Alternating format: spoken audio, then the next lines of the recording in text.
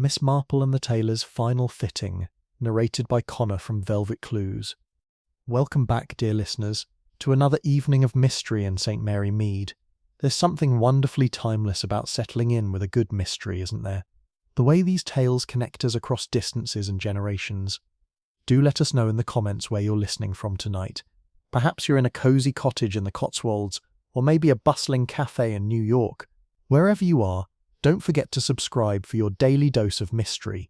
Now find your favourite chair, perhaps brew a proper cup of tea, and let's step into the curious case of Mr. Pemberton's final measurements. Chapter 1. The Harvest Committee's Peculiar Gathering. The autumn light filtered through the tall windows of St. Mary Mead's village hall with that particular golden quality that comes only in October, when the leaves have begun their slow dance toward winter, but still cling hopefully to their branches. Miss Jane Marple adjusted her knitting bag more comfortably on her lap, and observed the assembled worthies of the village with the same gentle attention she might give to a particularly intricate Fair Isle pattern. The annual Harvest Festival Committee meeting was, as always, a delicate tapestry of social dynamics, woven together by shared purpose, but strained at the seams by competing personalities. Lady Whitmore presided from the head of the long oak table with the sort of authority that comes from centuries of breeding and a comfortable bank balance. Her silver hair arranged in waves that hadn't changed style since 9. To her right sat Colonel Melchett, his military bearing somewhat diminished by the worried crease between his eyebrows that seemed to have deepened considerably since his wife's last bridge party. "Now then," Lady Whitmore was saying, her voice carrying the crisp efficiency of someone accustomed to being obeyed, "this year's charity auction will be our most ambitious yet. The theme, as we've discussed, is fashions through the ages, and we'll need models from the village to showcase clothing donated by our local businesses." Miss Marple's knitting needles clicked softly as she worked on a pale blue baby bootie. Her great-niece was expecting, but her eyes moved thoughtfully around the room. There was something in the atmosphere tonight, a subtle tension that reminded her of the moment just before a thunderstorm when the air grows thick and expectant. At the far end of the table sat Mr. Algernon Pemberton, the village tailor, looking rather like a scholarly sparrow with his wire-rimmed spectacles and the measuring tape draped around his neck like a badge of office. He had spread several fabric samples across the table before him, rich burgundy velvet, crisp navy wool, and a particularly fine piece of midnight blue silk that caught the light beautifully. Miss Marple noticed how his fingers worried at the edge of a small leather notebook, and how his usually serene expression seemed clouded with some private concern. "Mr. Pemberton," Lady Whitmore continued, "you've been frightfully generous in offering to create period costumes for our models. I do hope we're not imposing too greatly on your time." The tailor looked up from his fabrics with a start, as if his thoughts had been somewhere else entirely. "Not at all, Lady Whitmore," he said, though Miss Marple noticed a slight tremor in his voice. "Though I must admit I've been rather occupied with a special commission lately, working rather late hours, I'm afraid." Dr. Haydock, seated to Miss Marple's left, leaned forward with the concern of a physician who had known his patients for decades. "You must take care not to overdo it, Pemberton. I've noticed you looking rather peaked lately. All work and no rest is a recipe for trouble at our age." Miss Marple's needles paused for just a moment. There was something in the doctor's tone, not quite natural concern, but something more pointed. She glanced at him sideways and noted how his eyes didn't quite meet Pemberton's when he spoke. "Oh, I'm quite well, Doctor," Pemberton replied, but his hand moved instinctively to his throat, where the measuring tape rested. "It's just that some commissions require more precision than others. Getting the measurements exactly right, you understand. Some people aren't quite what they appear to be at first glance." An odd silence fell over the room at these words. Miss Marple observed how Mrs. Clement, the vicar's young wife, suddenly became very interested in her teacup, while Colonel Melchett's already furrowed brow deepened further. "Speaking of appearances," Lady Whitmore said with a sort of smile that never quite reached her eyes, "I do hope we'll be able to maintain certain standards for our charity event. It would be rather unfortunate if people began to dress above their station, wouldn't it? There's something to be said for knowing one's place in the world." The comment hung in the air like smoke from an extinguished candle. Mrs. Clement's cheeks flushed pink, and Miss Marple noticed how the young woman's hands trembled slightly as she set down her cup. The vicar's wife had come from London only 2 years ago, and while she had adapted admirably to village life, there were still those who viewed her as something of an outsider. Pemberton, however, seemed oblivious to the social undercurrents. He was studying his notebook again, turning the pages with increasing agitation. "Final adjustments," he murmured, almost to himself. "Yes, there will need to be some final adjustments to certain measurements." Miss Marple found herself studying the tailor with growing interest. In her long experience of human nature, she had learned that when people began speaking in riddles, there was usually something significant hiding beneath the surface. Pemberton had always been the most straightforward of men, precise in his speech as he was in his needlework. The meeting continued with discussions of flower arrangements and refreshment committees, but Miss Marple's attention remained fixed on the small dramas playing out around the table. She noticed how Dr. Haydock kept glancing at his pocket watch, as if eager to be elsewhere. She observed the way Colonel Melchett's jaw tightened whenever money was mentioned. The poor man's gambling debts were something of an open secret in the village, though everyone was too polite to speak of them directly. Most intriguingly, she watched as Pemberton continued to consult his notebook, making small marks with a pencil stub.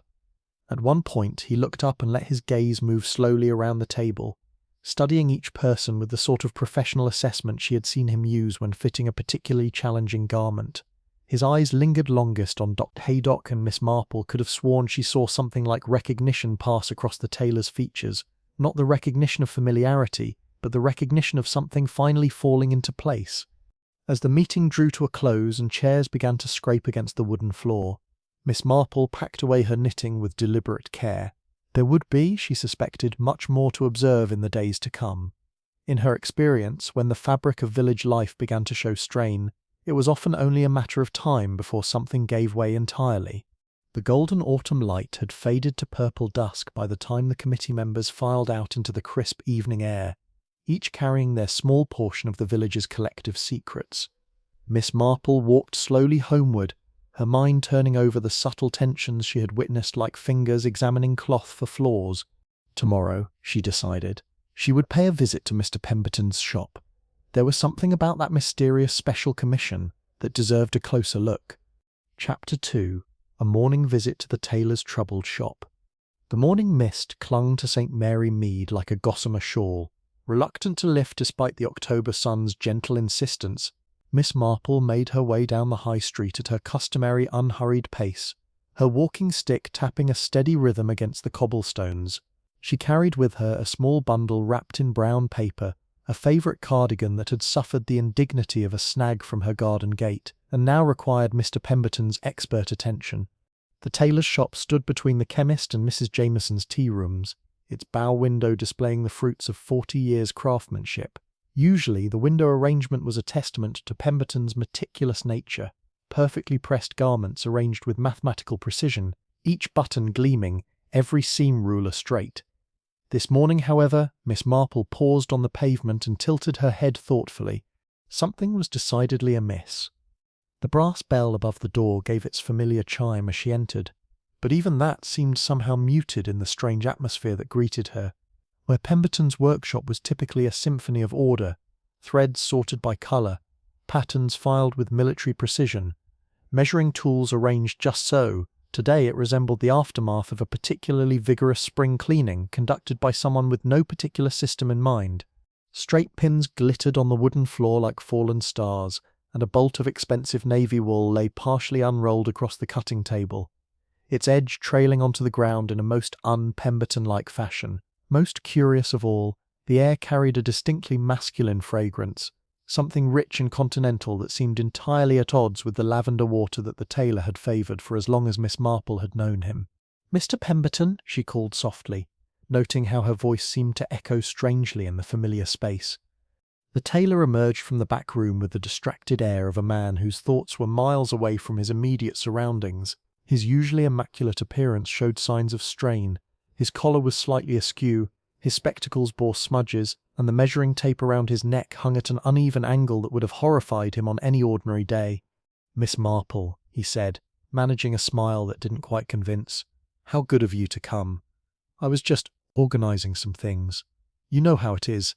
Sometimes one discovers that certain arrangements aren't quite as they should be." Miss Marple's pale blue eyes took in the scene with the practised assessment of someone who had spent decades observing the small details that others overlooked. "Indeed," she murmured, placing her bundle on the counter. "I've brought my cardigan, the one with the unfortunate encounter with the gate latch." though I see you have your hands rather full at present." Pemberton's gaze followed hers to the chaos around them, and she noticed how his fingers moved restlessly along the measuring tape at his throat. "Yes, well, measurements, you see. Some measurements that simply don't add up properly. Most vexing when one discovers that people aren't quite what they seem to be." It was the second time in 12 hours that Miss Marple had heard him make such a cryptic observation, and her interest sharpened accordingly. In her experience, when a normally straightforward person began speaking in riddles, it usually meant they had stumbled upon something that troubled them deeply but which they dare not speak of directly. "How very unsettling that must be," she said gently, moving closer to examine a half-finished garment that hung on a dress form near the window. "Though I suppose your profession gives you rather unique insights into people's true measurements, as it were." The suit was extraordinary, a gentleman's formal wear of the finest quality, cut from midnight blue fabric with a silk lining that shimmered like water in moonlight. The craftsmanship was exquisite, worthy of Savile Row itself, yet something about it struck Miss Marple as peculiar. The jacket hung open, revealing chalk marks along the lining where measurements had been taken, erased and taken again. The shoulders appeared to have been let out significantly from their original cut, and additional fabric had been cleverly incorporated to accommodate a much broader frame than originally planned. "This is beautiful work," she observed, running a gentle finger along the lapel, "though it seems to have presented some challenges." Pemberton's face grew troubled as he joined her beside the dress form. "That one? Yes, that's been giving me considerable difficulty. The client keeps changing their mind about the proportions, most unusual. In 40 years of tailoring, I've never encountered someone whose measurements seemed so flexible." Miss Marple studied the suit more carefully, noting how the chalk marks told a story of repeated alterations. How curious. One would think a person's basic measurements would be rather fixed, wouldn't one? "Precisely," Pemberton exclaimed, his professional frustration overriding his usual reserve. "A man's shoulders don't suddenly broaden by 3 inches, Miss Marple. His chest doesn't expand by 4. And yet," he gestured helplessly at the garment, "the original measurements I was given simply don't match the person who came for fittings." There was something in his tone that suggested more than mere professional bewilderment. Miss Marple had heard that particular note before. It was the sound of someone who had glimpsed a truth they wished they hadn't discovered. "Perhaps," she suggested delicately, "there was some confusion about which gentleman the suit was intended for." Pemberton's laugh held no humour. "That's what I thought initially, but then I began to notice other things, small details that a layman might miss but which are quite obvious to someone in my profession." He moved to his workbench and picked up a small magnifying glass, the sort used for examining fine stitching, the way fabric wears against skin, the patterns of stress on seams, the subtle signs that tell you how a person carries themselves. Miss Marple waited patiently as he seemed to wrestle with some internal debate about whether to continue. "There are records, you see," he said finally, his voice dropping to barely above a whisper, "from my London days, measurements and notes that one keeps for special clients, important clients, and sometimes—" he paused, glancing toward the window as if checking that they weren't being observed.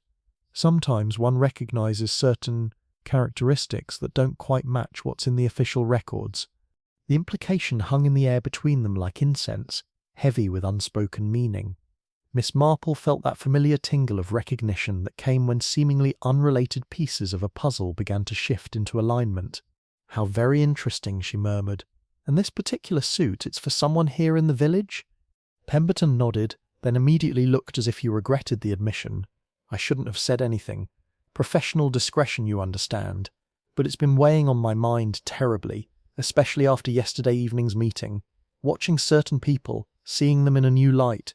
He trailed off, but Miss Marple could see the wheels of his analytical mind turning behind his spectacles. Whatever he had discovered about his mysterious client had clearly shaken him to his very core. As she prepared to leave with assurances that her cardigan could wait until he had sorted out his current difficulties, Miss Marple cast one last glance around the disordered shop. The lingering scent of that unfamiliar cologne, the evidence of hasty alterations, and most tellingly, the fear she had glimpsed in Pemberton's eyes, all combined to create a picture that was deeply unsettling. Walking home through the dissipating mist, she found herself thinking about measurements and the stories they could tell, and wondering what sort of story was unfolding in the shadows of their quiet village. Chapter 3. An afternoon appointment that went terribly wrong.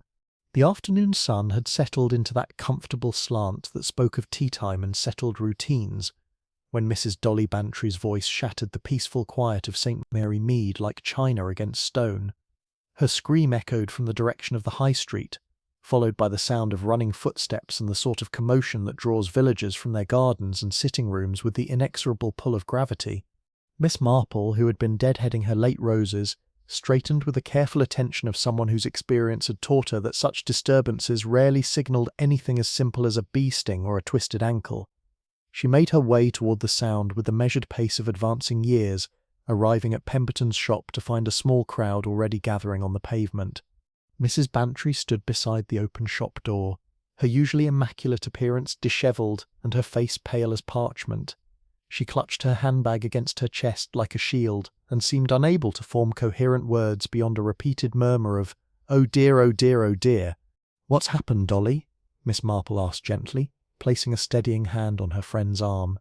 "I came for my fitting," Mrs. Bantry managed, her voice trembling like autumn leaves. "The blue dress for the harvest auction. We had an appointment at 2:30, but when I went into the back room," she gestured helplessly toward the shop's interior, unable to continue. Miss Marple exchanged a meaningful glance with Dr. Haydock, who had arrived with the breathless urgency of a man accustomed to emergency calls. Something in his expression, a tightness around the eyes that spoke of more than professional concern, caught her attention, but there was no time to examine it further as Constable Park appeared, his official presence lending gravity to what was clearly no ordinary village drama. "If everyone could step back, please," Palk said with the sort of authority that came more from his uniform than his natural personality. "Mrs. Bantry, you'd better show me what you found." Miss Marple, through the unspoken privilege of age and respectability, found herself included in the small group that followed Palk into the shop. The main room looked much as it had that morning, pins still scattered, the navy bolt still trailing its expensive fabric, but there was something different in the atmosphere now, a stillness that seemed to press against the walls like held breath. The workroom beyond told its own terrible story. Mr. Algernon Pemberton sat slumped in his chair before the cutting table, his head tilted at an unnatural angle and his wire-rimmed spectacles folded neatly beside him. Far too neatly, Miss Marple noted, for a man who had died suddenly. Around his throat, the measuring tape that had been his constant companion for 40 years was wound tight as a garrote, its cheerful yellow markings now serving a purpose far removed from their humble intention.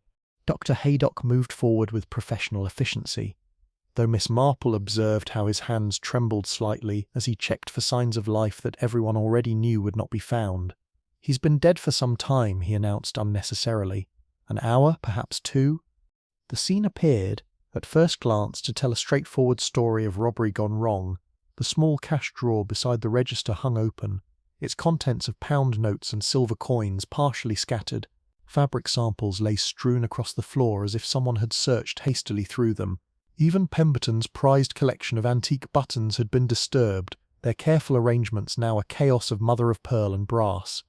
Yet Miss Marple's experienced eye found details that troubled her sense of narrative order.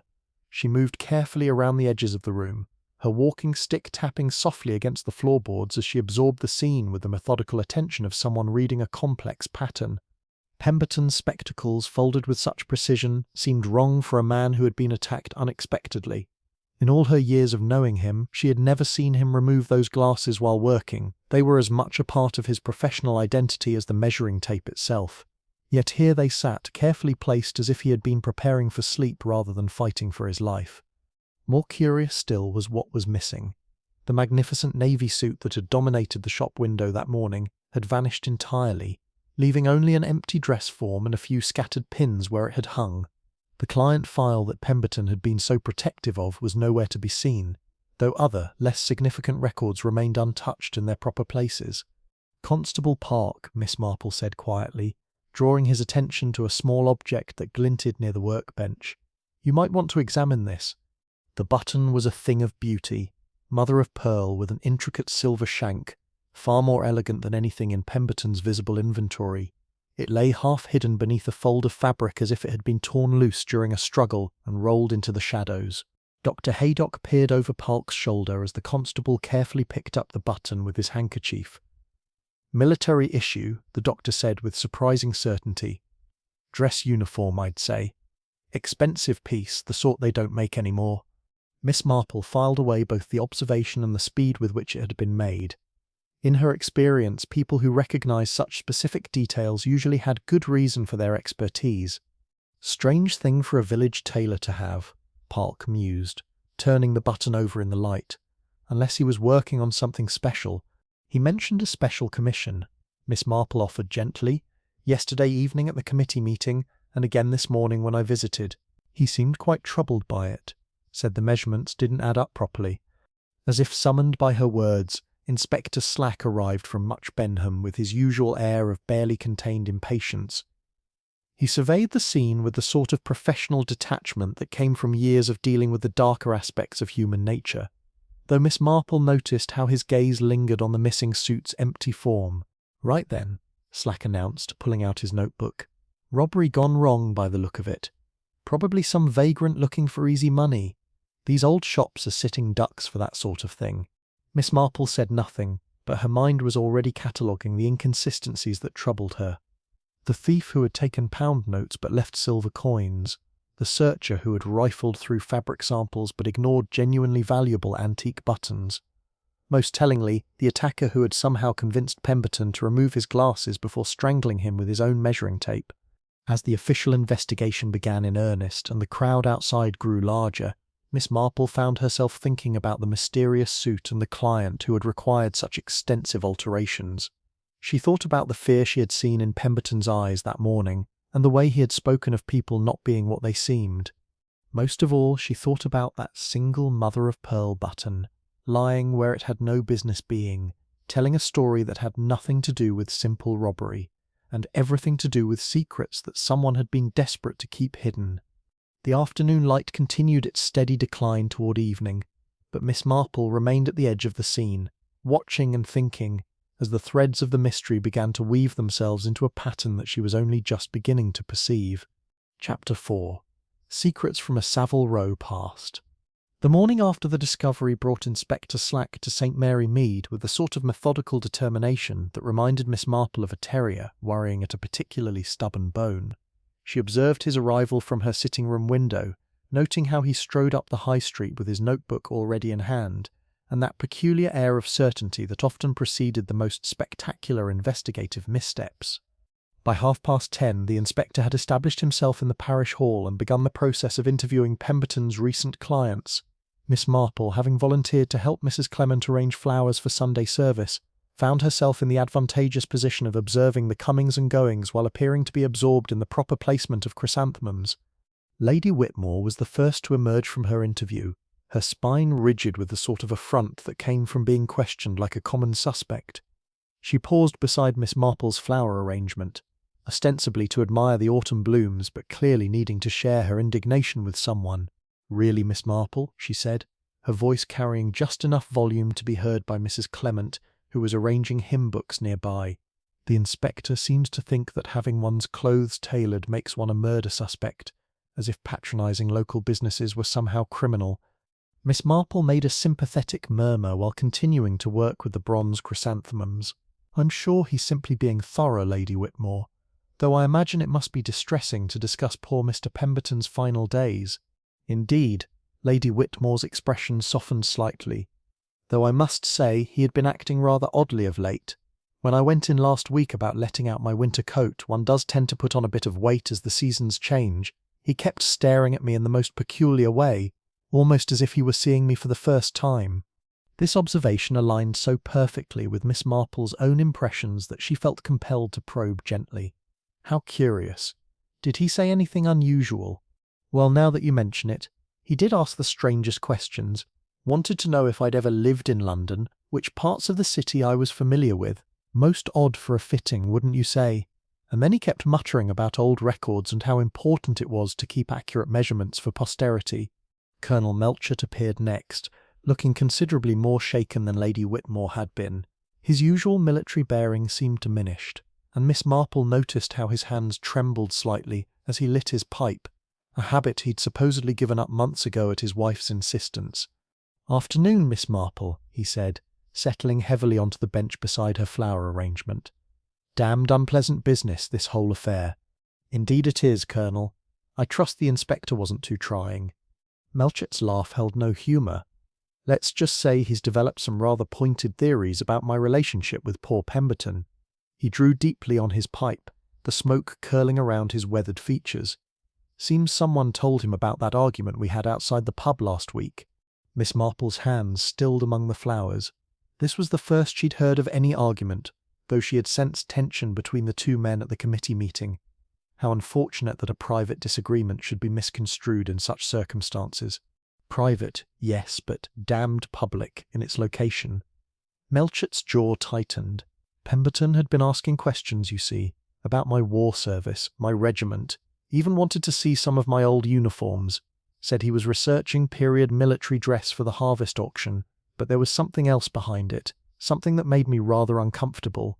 The Colonel fell silent, puffing at his pipe while staring across the village green. Miss Marple waited with the patience of a practised listener, knowing that silence often accomplished what direct questions could not. "The truth is," Melchett continued finally, "I owed him money, rather a lot of money actually. He'd made me a hunting jacket, beautiful piece of work, but when it came time to pay, he gestured helplessly. Well, things have been rather tight lately, gaming debts, you understand. Eleanor doesn't know the half of it." Miss Marple nodded sympathetically while filing away this crucial information. Financial desperation had driven men to murder before, though something in Melchett's manner suggested genuine grief rather than guilt. It was Mrs. McGillicuddy who provided the most intriguing information, arriving as Miss Marple was packing away the remaining flowers. The village's most dedicated source of gossip was practically vibrating with excitement, her usual discretion overwhelmed by the magnitude of recent events. "Oh, Miss Marple," she exclaimed, settling her considerable bulk onto the bench with a satisfied sigh. "Such revelations as that inspector has been uncovering. Did you know that Mr. Pemberton had been receiving letters from London? Dozens of them, all in the same handwriting." "How remarkable," Miss Marple murmured encouragingly. "Yes, and Mary at the post office says they came from all sorts of different addresses, but definitely the same person writing them. Made poor Mr. Pemberton terribly agitated, they did. She saw him reading one just last week, and he went white as a sheet, started muttering about the past catching up and people who should have stayed buried." Mrs. McGillicuddy leaned closer, her voice dropping to what she considered a whisper, but which could have been heard across the green. "And that's not all. Dr. Haydock mentioned to the inspector that Pemberton had been asking him the oddest questions about identifying old military uniforms. Wanted to know if there were ways to tell if fabric had been aged artificially, if you could determine when a button had been manufactured. Most peculiar for a village tailor, wouldn't you say?" Miss Marple found this information particularly fascinating, especially given the military button found at the crime scene. Did Dr. Haydock have answers to such questions? "Oh yes, apparently he's quite knowledgeable about military history. Collects old uniforms as a hobby, or so he told the inspector. But he seemed rather uncomfortable discussing it," Mary said. "Kept insisting it was just academic interest." As Mrs. McGillicuddy bustled away to share her discoveries with the next available audience, Miss Marple remained seated among her flowers, her mind working through the patterns that were beginning to emerge.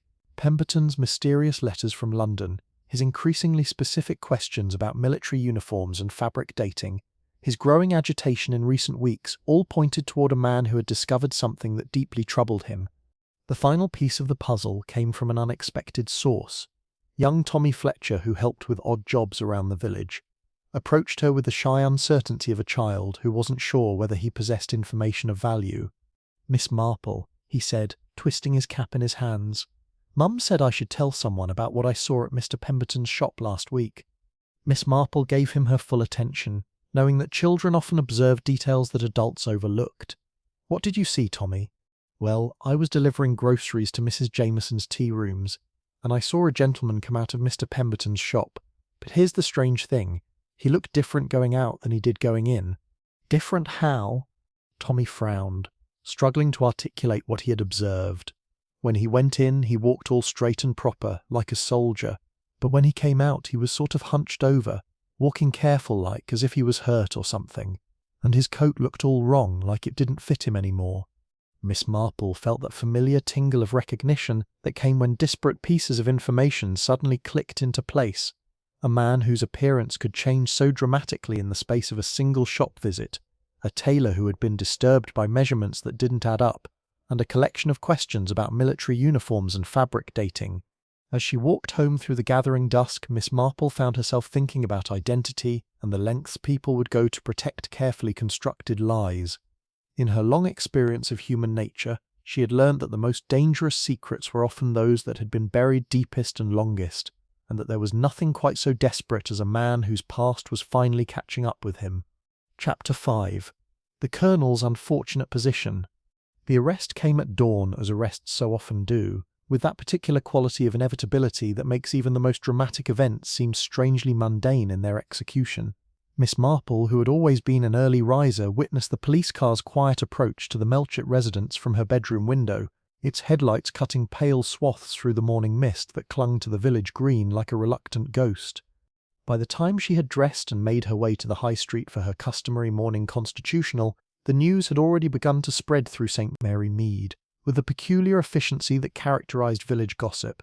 Mrs. Price at the bakery whispered it to Mrs. Jameson over the morning bread delivery, who passed it along to the postman, who carried it from door to door like a particularly virulent strain of influenza.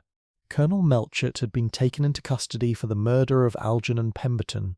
Miss Marple found herself deeply troubled by this development as she made her way toward the parish church, ostensibly to check on her flower arrangements, but primarily to think in the peaceful atmosphere that she had always found conducive to clear reasoning. The official version of events, as related by Inspector Slack to anyone willing to listen, painted a straightforward picture of financial desperation leading to violence. The Colonel's gambling debts, it seemed, were even more extensive than anyone had imagined. His argument with Pemberton outside the pub had been witnessed by 3 separate villagers, all of whom reported hearing raised voices and seeing Melchett storm away in what appeared to be a state of considerable agitation. The missing money from Pemberton's cash drawer aligned perfectly with the amount the Colonel owed for his unfinished hunting jacket, and his alibi for the afternoon in question was notably weak, a solitary walk in Hangman's Wood that no one could corroborate. Most damning of all was the discovery, during a search of the Melchett residence, of a small collection of military buttons identical to the one found at the crime scene. Inspector Slack had produced them with a sort of theatrical flourish that suggested he considered the case essentially closed. Yet Miss Marple found herself increasingly convinced that the inspector was pursuing entirely the wrong line of inquiry. She had known Colonel Melchett for the better part of 2 decades, had observed him through the small triumphs and larger disappointments that constitute the fabric of village life. He was, without question, a man capable of poor judgment. His gambling habits were testament to that. But there was something in his fundamental character that seemed incompatible with murder, particularly the calculated sort of murder that Pemberton's death appeared to represent. More troubling still were the inconsistencies that Inspector Slack seemed determined to overlook. If the Colonel had killed Pemberton in a fit of rage over money, why would he have taken the time to steal the mysterious navy suit? What use would a man of Melchett's build have for clothing clearly tailored for someone considerably broader? And why would a simple robbery involve the careful removal of all files related to that particular commission? These questions weighed heavily on Miss Marple's mind as she made her way to the Melchett residence that afternoon, ostensibly to offer comfort to Eleanor Melchett, but primarily to observe the aftermath of the morning's dramatic events with her own eyes. She found Mrs. Melchett in her sitting room, surrounded by the sort of controlled chaos that follows any household disruption. Eleanor was a woman of considerable inner strength, but the strain of recent events showed clearly in the tremor of her hands as she poured tea and the careful way she modulated her voice to prevent it from breaking entirely. "It's all so impossible, Miss Marple," she said, her composure wavering like a candle flame in a draught. "They're saying such terrible things about Charles, about money and debts and violence. But you know him as I do. Whatever his faults, and heaven knows he has them, he would never hurt Mr. Pemberton. Never." Miss Marple accepted her teacup with the sort of gentle attention that encouraged confidences. "These are difficult times, my dear. The truth has a way of becoming muddled when emotions run high." "But that's just it," Eleanor continued, leaning forward with desperate urgency. "Charles respected Mr. Pemberton enormously, even when he couldn't pay for the jacket, even when he was embarrassed about the debt. He spoke of the tailor with genuine admiration. He said Pemberton had an eye for detail that reminded him of the best military quartermasters he'd known during the war. This observation struck Miss Marple as particularly significant, though she couldn't immediately say why. The war seems to come up frequently in discussions about Mr. Pemberton lately. Your husband mentioned that the tailor had been asking questions about his military service. Eleanor nodded eagerly. Yes, and Charles was quite puzzled by it. Pemberton wanted to examine his old uniforms, asked very specific questions about his regiment, even inquired about other officers Charles had served with. It seemed like more than casual curiosity about period military dress. Did he comply with these requests? Charles showed him a few pieces, yes, but he said Pemberton seemed almost disappointed by what he found, as if he'd been hoping to discover something that simply wasn't there. Eleanor's voice dropped to barely above a whisper. Charles began to worry that Pemberton suspected him of something, some wartime impropriety perhaps, or questions about his service record. Miss Marple set down her teacup with careful deliberation.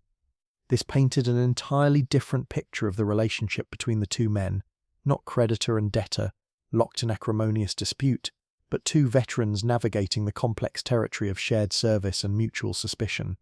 "Mrs. Melchett," she said gently, "I wonder if you might show me these military items that Mr. Pemberton examined. I confess to a certain curiosity about what might have disappointed him." Eleanor led her to a small study lined with military memorabilia, photographs of Charles in uniform, campaign ribbons, a few pieces of dress uniform carefully preserved in a wardrobe that smelled of mothballs and memories. Miss Marple examined the collection with the same careful attention she gave to complex knitting patterns, noting how everything appeared to be authentic and well-maintained. It was Eleanor who pointed out the most telling detail. Charles mentioned that Pemberton seemed particularly interested in the buttons, she said, indicating a dress uniform jacket. He spent quite a long time examining them with a magnifying glass, comparing them to something in a notebook he carried. But these are clearly original issue. Charles has had them since 1943. Miss Marple studied the buttons carefully, noting their wear patterns and the way they had aged naturally over the decades. They were, she realized, subtly but distinctly different from the pristine example found at the crime scene, older, more weathered, bearing the authentic patina of age rather than the suspicious perfection of a reproduction. As she walked home through the lengthening shadows, Miss Marple found herself thinking about buttons and authenticity, about the difference between genuine articles and carefully crafted forgeries. Pemberton, with his professional expertise, would have been uniquely qualified to spot such distinctions. If he had been examining military uniforms not out of casual interest but as part of some larger investigation, then the disappointment Eleanor described made perfect sense. He hadn't been hoping to find evidence against Colonel Melchett. He had been hoping to eliminate him as a suspect in whatever larger mystery had been occupying his thoughts. The buttons found at the crime scene weren't evidence of the colonel's guilt. They were evidence of someone else's desperate attempt to implicate an innocent man. The question that remained was who would have both the motive to kill Pemberton and the cunning to frame Colonel Melchett for the crime. And Miss Marple was beginning to suspect that the answer lay not in the village's present troubles, but in secrets that stretched back through the long shadows of wartime. Chapter 6. Hidden Messages in a Workbench Drawer. The opportunity to examine Pemberton's shop more thoroughly presented itself 3 days after Colonel Melchett's arrest, when Mrs. Pemberton's niece arrived from Bournemouth to begin the melancholy task of settling the Tailor's estate. Miss Harvey was a sensible woman in her 40s, possessed of the sort of practical efficiency that made her invaluable in times of crisis, and she had readily accepted Miss Marple's offer to help sort through her uncle's effects. Miss Marple arrived at the shop on a grey morning that seemed to echo the sombre nature of their task. The police tape had been removed, but something of the tragedy still clung to the place like morning mist, giving even familiar objects an air of strange melancholy. The scattered pins had been swept up, the navy fabric properly rewound, yet the atmosphere remained unsettled as if the shop itself were holding its breath.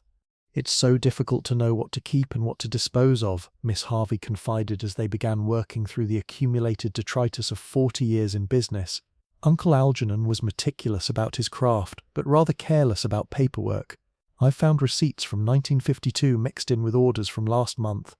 Miss Marple murmured sympathetically, while privately considering this disorganization rather fortunate for her purposes. A meticulous man would have locked away anything truly sensitive, A careless one might have left important documents in the most obvious places.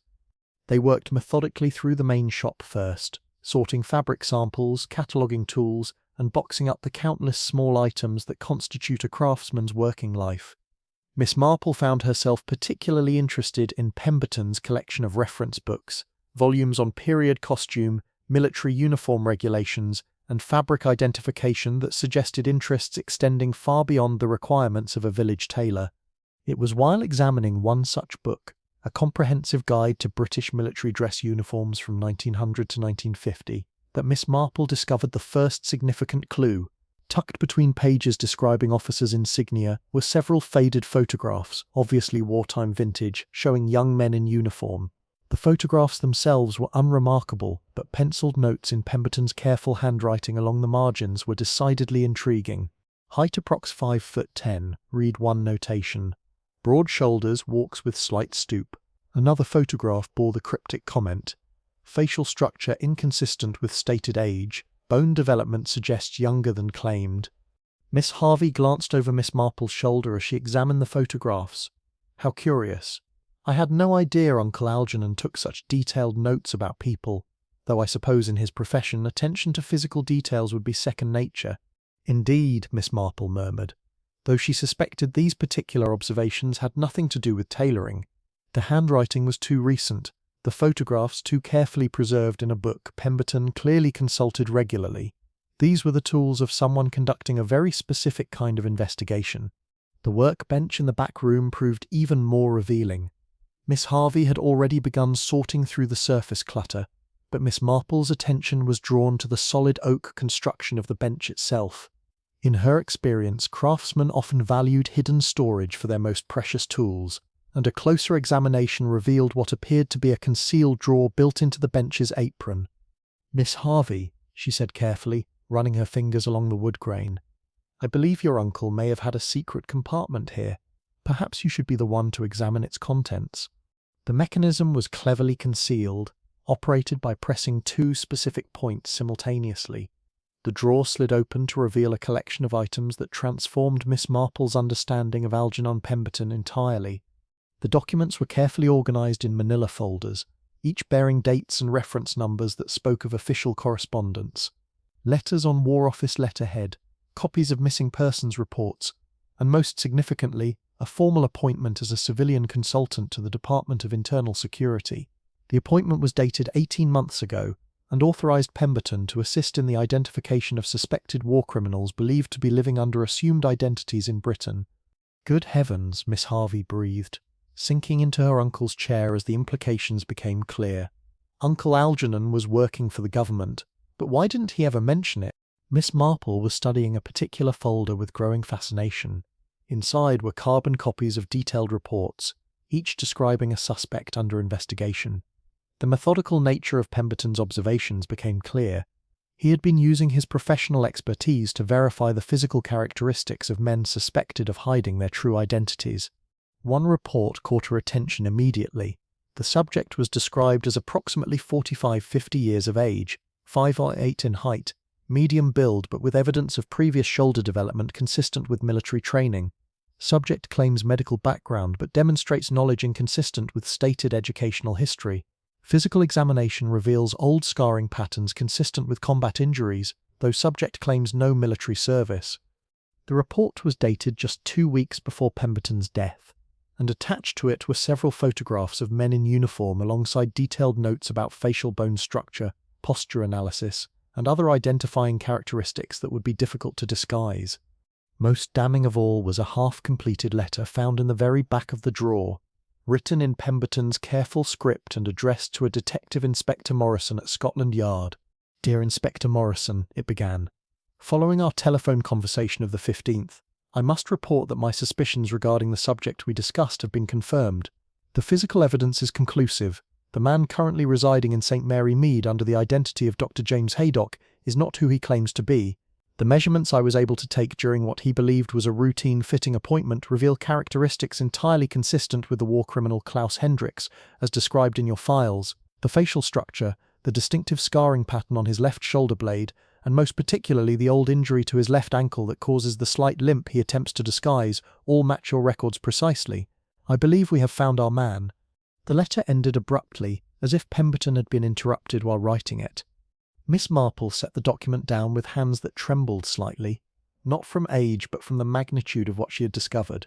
Dr. Haydock, who had been their family physician for years, who had delivered half the babies in the village and tended to their various ailments with apparent dedication, this same man was suspected of being a Nazi war criminal living under a stolen identity. "Miss Harvey," she said gently, "I believe we need to contact Inspector Slack immediately, and perhaps we should also telephone Scotland Yard."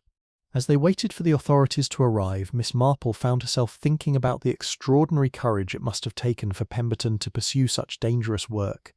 Armed only with his professional knowledge of human anatomy and his craftsman's eye for detail, he had been quietly helping to track down some of the war's most wanted fugitives.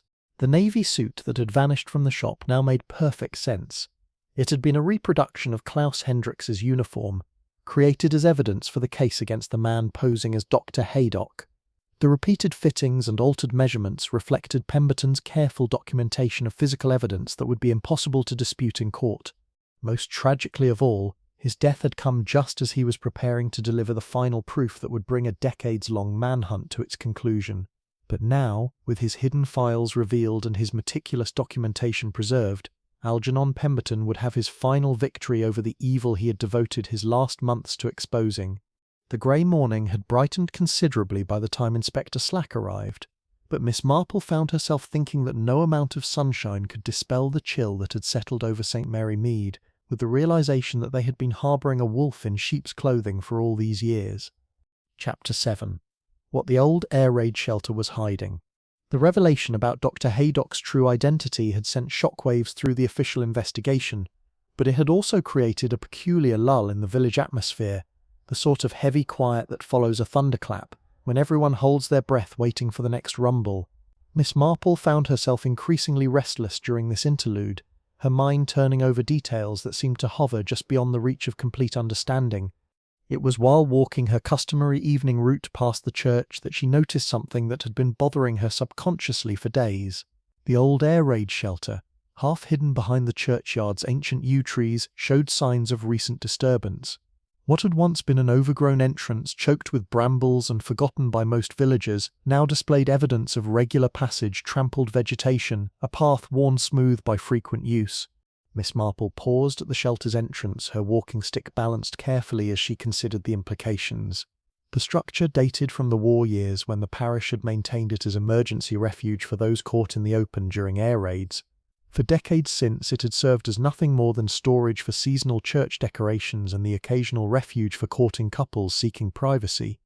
The heavy wooden door, weathered by 20 years of neglect, stood slightly ajar, an impossibility if it had truly been abandoned. Miss Marple approached with the cautious deliberation of someone whose long experience had taught her that the most innocent-seeming discoveries often proved the most significant.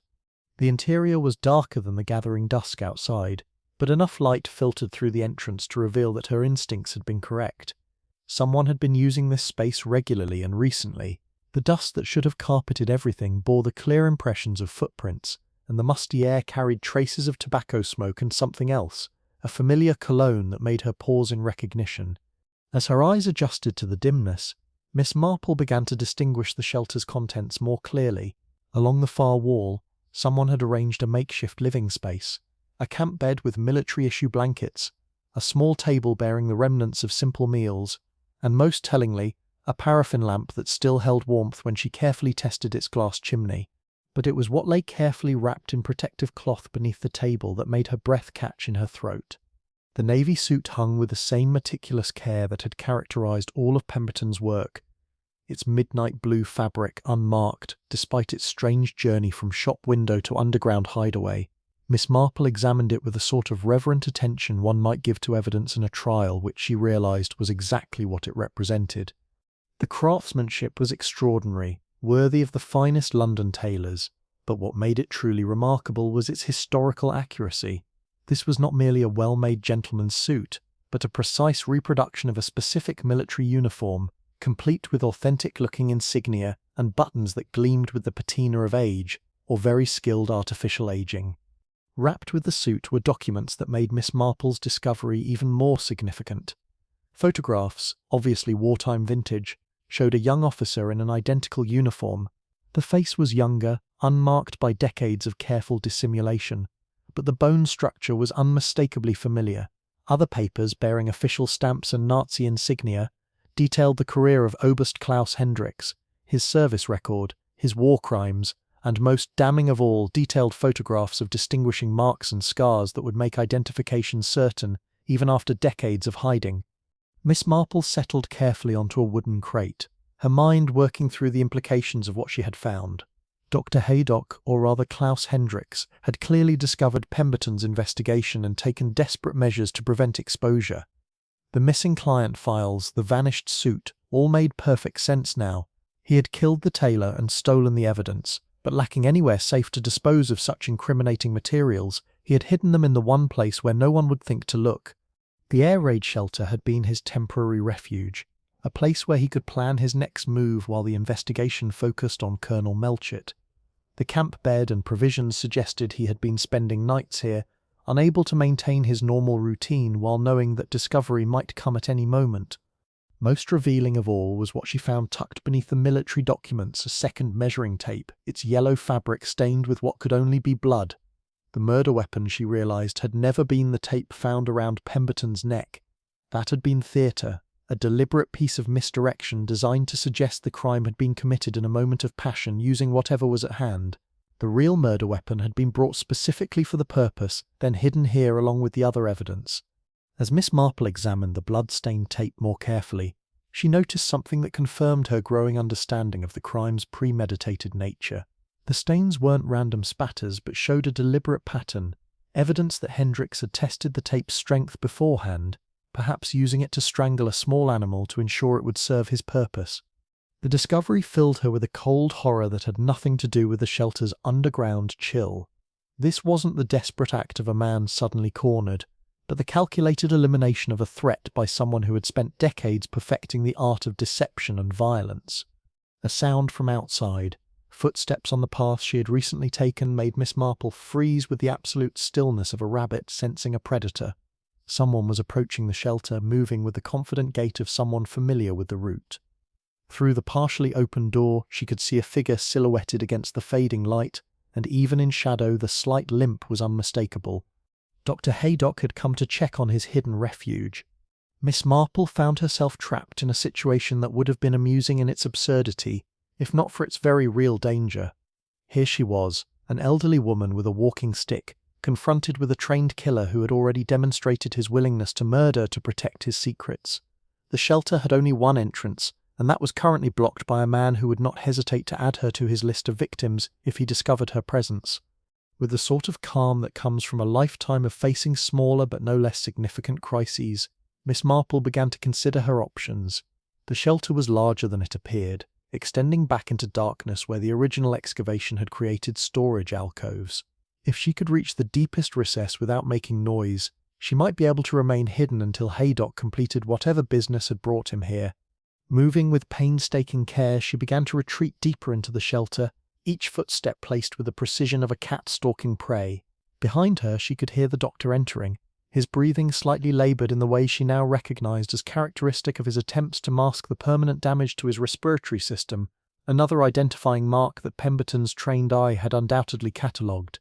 As she settled into the deepest shadow she could find, Miss Marple reflected grimly that she had finally discovered where Klaus Hendricks had been hiding his true self all these years. The question now was whether she would live long enough to share that discovery with the proper authorities. Chapter 8. Mrs. McGillicuddy's Dangerous Discovery. Fortune, Miss Marple reflected from her hiding place in the deepest shadows of the air raid shelter, often favoured the patient observer. Dr. Haydock's visit proved mercifully brief, a hurried examination of his hidden materials followed by what sounded like the rearrangement of some items. Before he departed with the same cautious haste that had marked his arrival, she remained motionless for a full 10 minutes after his footsteps faded, counting her heartbeats in the underground silence, before finally emerging from her refuge. The walk back to her cottage through the gathering darkness gave her time to consider the implications of what she had discovered. The evidence was now complete, but the danger had only intensified. Haydock clearly suspected that his secret was compromised, and a cornered predator was infinitely more dangerous than one who felt secure in his deception. Miss Marple had just settled into her sitting room with a cup of tea and the evening paper when the telephone rang with the urgent insistence that seemed to characterize all calls bearing bad news. Mrs. Bantry's voice, strained with anxiety, crackled through the receiver. "Jane, you must come at once. It's Mrs. McGillicuddy. She's had a terrible accident. Dr. Haydock is with her now, but she keeps asking for you specifically. She says she has something important to tell you about poor Mr. Pemberton." Miss Marple felt her blood chill at the implications. Mrs. McGillicuddy, with her insatiable curiosity and talent for observation, had somehow stumbled upon information that threatened Haydock's carefully constructed facade. The timing of her accident struck Miss Marple as far too convenient to be coincidental. She made her way to the McGillicuddy cottage with all possible speed, her walking stick tapping an urgent rhythm against the cobblestones. The scene that greeted her was one of controlled medical crisis. Mrs. McGillicuddy lay unconscious in her sitting room, her considerable bulk arranged on the sofa with the sort of careful positioning that spoke of professional medical attention. A significant bruise marred her forehead, and her breathing carried the shallow quality that suggested concussion. Dr. Haydock looked up from his patient with the sort of grave concern that had made him so trusted in the village for so many years. In the lamplight his features showed only professional worry, with no trace of the calculated killer that Miss Marple now knew him to be. "Ah, Miss Marple," he said, his voice carrying exactly the right note of medical authority tinged with genuine regret. "I'm afraid Mrs. McGillicuddy has suffered a rather severe head injury. She was found in her garden by young Tommy Fletcher. Apparently she had been working among her rose bushes when she fell and struck her head on the stone edging." Miss Marple approached the unconscious woman with the careful attention of someone who understood that appearances could be dangerously deceptive. Mrs. McGillicuddy's injury was indeed severe, but something about its placement troubled her. The bruising was too localized, too precise for a fall onto irregular stone edging. It suggested instead a blow from something smooth and deliberate, perhaps a medical instrument wielded by someone with anatomical knowledge. "How fortunate that you were available to attend to her so quickly," Miss Marple observed, noting how Haydock's hands remained perfectly steady despite what must have been considerable stress. "Yes, Tommy Fletcher had the presence of mind to fetch me immediately. Though I fear—" he paused with calculated dramatic effect. "I fear she may have suffered some degree of memory loss. Head injuries of this nature often affect recent memories quite severely." Miss Marple recognized the statement for what it was, a preemptive explanation for why Mrs. McGillicuddy might not remember whatever dangerous information she had stumbled upon. It was, she had to admit, rather clever. Any accusations the woman might make upon regaining consciousness could be dismissed as the confused ramblings of a concussion victim. Mrs. Bantry hovered anxiously at the edge of the room, wringing her hands in the way that had become characteristic whenever village crises exceeded her ability to manage them through social protocols. She was so excited about something earlier today, she confided to Miss Marple in an undertone.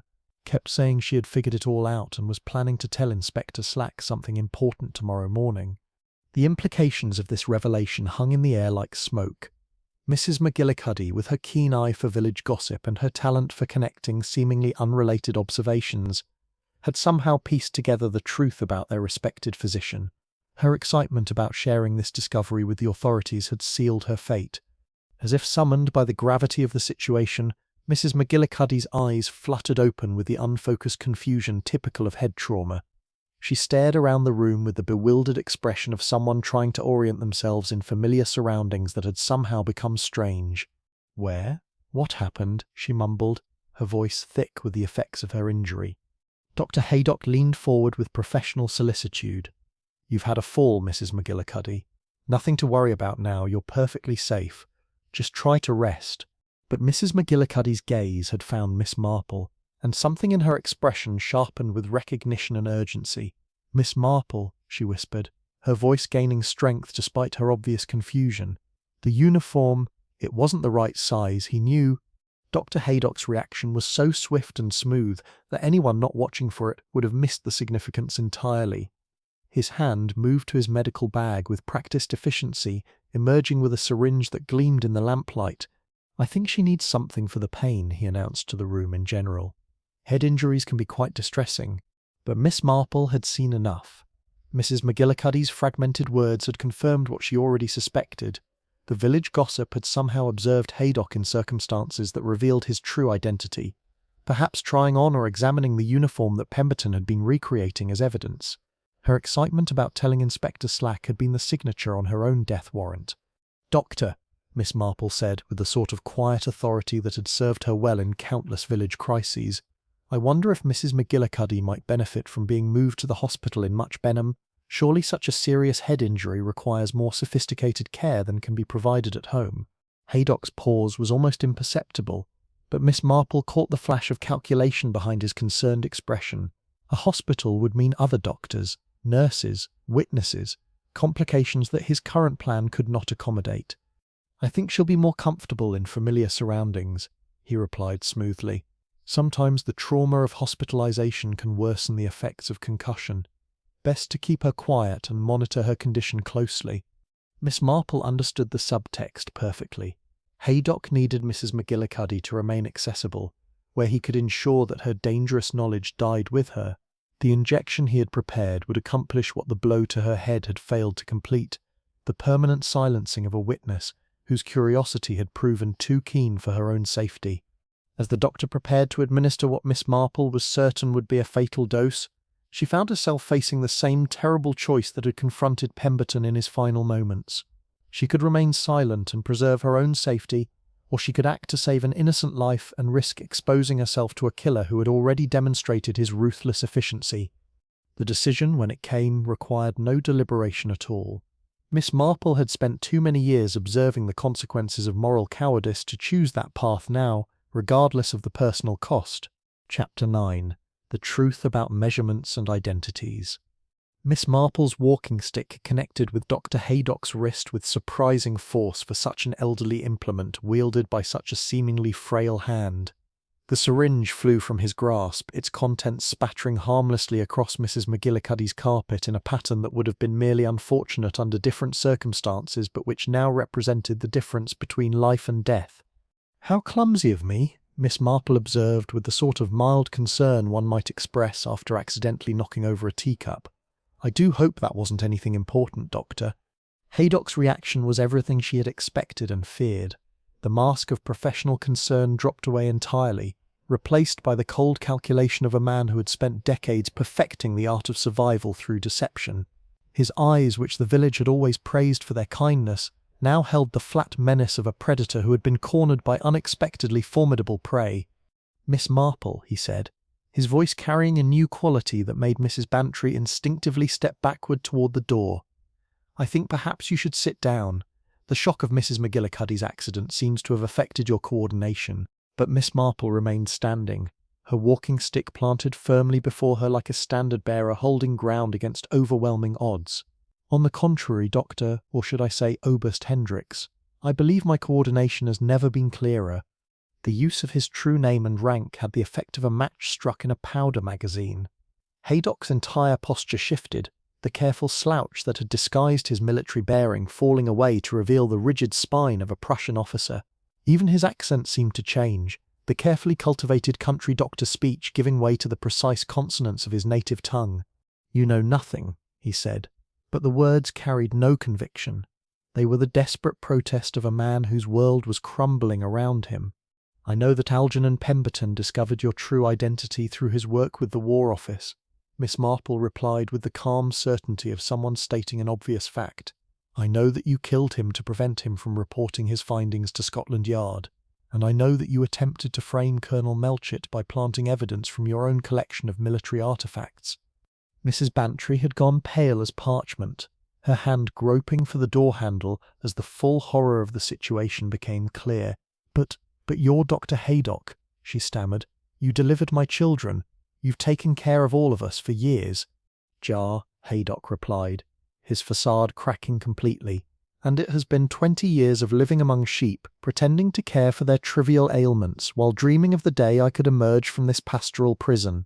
Miss Marple observed how his confession carried the relief of a man who had grown weary of his performance. "You made one crucial error, though. You underestimated Mr. Pemberton's professional expertise. A tailor's eye for physical detail is nearly as acute as a physician's, and he recognized inconsistencies that others would miss. The old fool should have minded his own business, Haydock snarled, his composure dissolving entirely. Creating that ridiculous uniform, asking endless questions about measurements and scars. He thought he was so clever, but he signed his own death warrant when he started comparing my physical characteristics to those wartime photographs. Mrs. McGillicuddy stirred on the sofa, her eyes focusing with increasing clarity as she fought through the effects of her induced concussion. "The uniform," she whispered, her voice gaining strength. "I saw you, in the churchyard, trying it on, but it didn't fit properly. Too tight across the shoulders. That's when I knew." Miss Marple nodded encouragingly. "Mrs. McGillicuddy witnessed you examining Pemberton's evidence against yourself.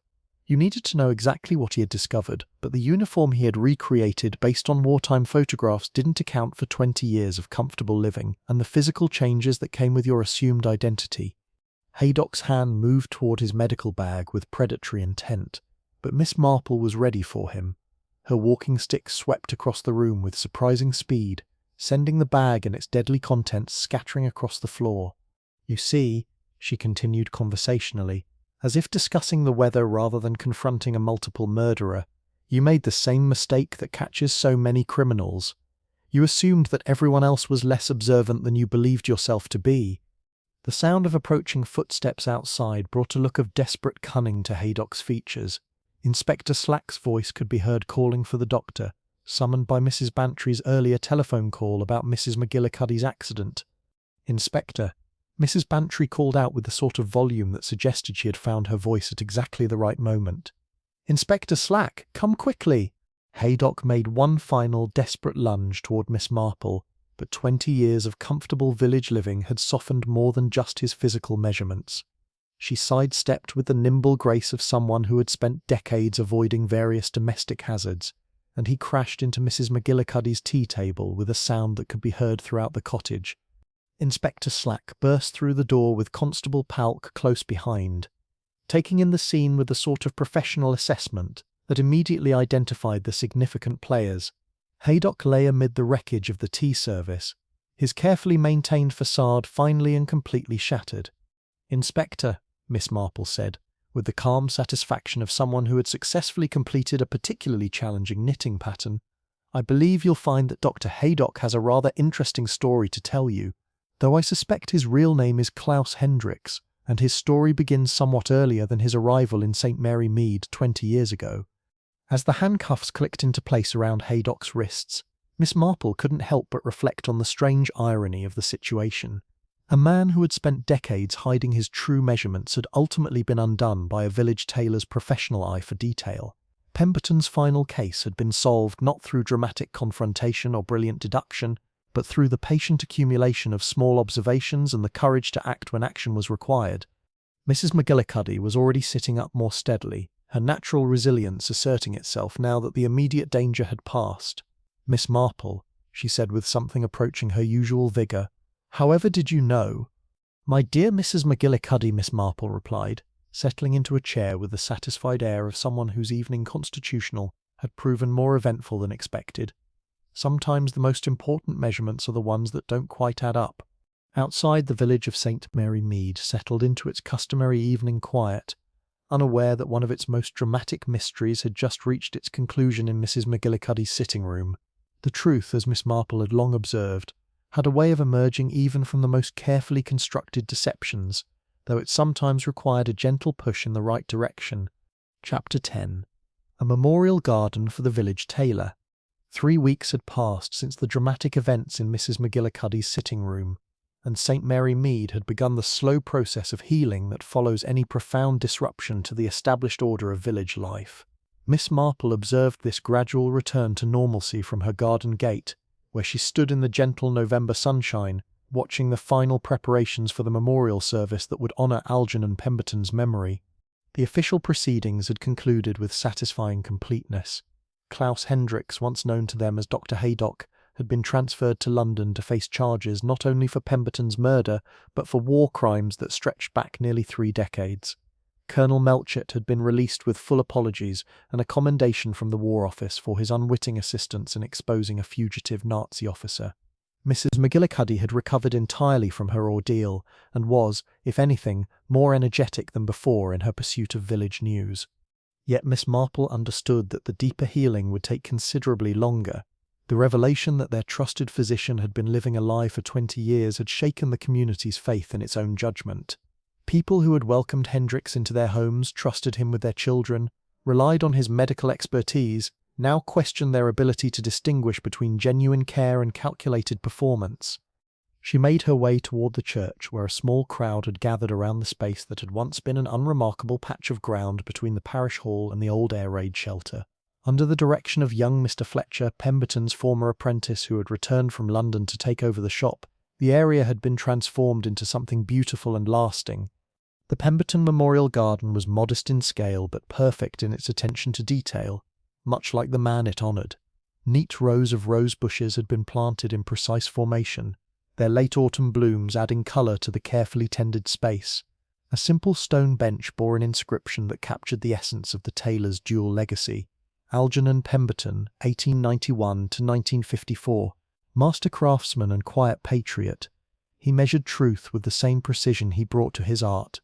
Lady Whitmore stood beside the memorial, her usual commanding presence softened by genuine emotion as she addressed the assembled villagers. "We gather not only to remember Algernon Pemberton's skill as a craftsman," she was saying, "but to honour his courage in service to justice. His final work was perhaps his most important, helping to ensure that evil could not hide indefinitely behind a respectable facade." Miss Marple noticed how the crowd included faces she hadn't expected to see. Inspector Slack had made the journey from Much Benham, his usual brusque manner replaced by something approaching humility. A gentleman from London whom she recognised as Detective Inspector Morrison from Scotland Yard stood quietly at the edge of the gathering, representing the larger investigation that Pemberton's work had made possible. Mrs. Melchett approached the bench and placed a small wreath of autumn leaves, her gesture carrying the weight of profound gratitude. The Colonel's exoneration had lifted a terrible burden from their family. But Miss Marple suspected Eleanor would never entirely forget the moment when she had doubted her husband's innocence, even briefly. Young Fletcher stepped forward to speak about his former master, his voice carrying the sort of reverence that comes from genuine admiration rather than mere respect. "Mr. Pemberton taught me that precision in small things leads to excellence in larger ones," he said. "He showed me that attention to detail wasn't just about creating beautiful clothes, it was about understanding the truth that lies beneath appearances." As the formal ceremony concluded and people began to drift away in small groups, Miss Marple found herself drawn to examine the memorial garden more closely. The planning had been exquisite, with careful consideration given to how the space would look in different seasons. Spring bulbs had been planted to ensure colour when the roses were dormant, and the placement of the bench allowed visitors to sit in contemplation while facing away from the old air raid shelter, whose dark associations would fade with time. Mrs. McGillicuddy appeared at her elbow with the sort of satisfied air that comes from having played a crucial role in dramatic events. "It's beautiful, isn't it?" she observed, settling onto the memorial bench with a contented sigh. "Though I must say, Miss Marple, I still can't quite believe that we all lived alongside that terrible man for so many years without suspecting a thing." "Evil is often most successful when it wears a familiar face," Miss Marple replied gently. Dr. Haydock, or rather Hendricks, understood that the best disguise is to become genuinely useful to those around you. His medical skills were real, his care for his patients largely authentic. It was only his identity that was false. They sat in comfortable silence for a few moments, watching as the last of the memorial service attendees made their way back toward the village proper. The afternoon light had that particular quality that comes in late autumn, when the sun hangs lower in the sky and casts longer shadows that speak of approaching winter. "Do you suppose," Mrs. McGillicuddy asked eventually, "that there might be others like him, other people living false lives among us?" Miss Marple considered the question with the sort of philosophical detachment that came from decades of observing human nature in all its complexity. "I suspect there are people in every community who are not entirely what they appear to be," she said finally. "But most deceptions are far more ordinary than Hendricks's. Small vanities, minor embarrassments, the sort of face-saving that makes social life possible." She paused, watching a robin that had settled on the newly planted rose bushes, apparently approving of the garden's potential for future insect hunting. "The important thing is to remember that genuine evil is relatively rare, While genuine goodness is far more common than we sometimes believe, Mr. Pemberton's courage was exceptional, but his fundamental decency was not. That's what we should take comfort in. As the shadows lengthened and the November air grew cooler, Miss Marple made her way homeward through streets that seemed somehow more familiar and welcoming than they had in recent weeks. The village was healing, as villages do, through the simple act of continuing with the business of daily life. Behind her, the memorial garden settled into the quiet dignity that would characterize it through all the seasons to come. The roses would bloom and fade, the seasons would turn, and gradually the dramatic events of October 1954 would fade into the sort of local legend that gives a community its particular character. But Algernon Pemberton's final measurement, the precise calculation of good and evil that had cost him his life, would endure in the memory of all who had known him. His legacy lay not just in the beautiful clothes he had created, but in the reminder that ordinary people, armed with nothing more than professional skill and moral courage, could still strike telling blows against the forces of darkness. Miss Marple reached her garden gate as the first stars appeared in the deepening sky, reflecting that some mysteries, once solved, leave the world a slightly better place than they found it. In her long experience, those were the cases that mattered most. Miss Marple and the Tailor's final fitting, narrated by Connor from Velvet Clues,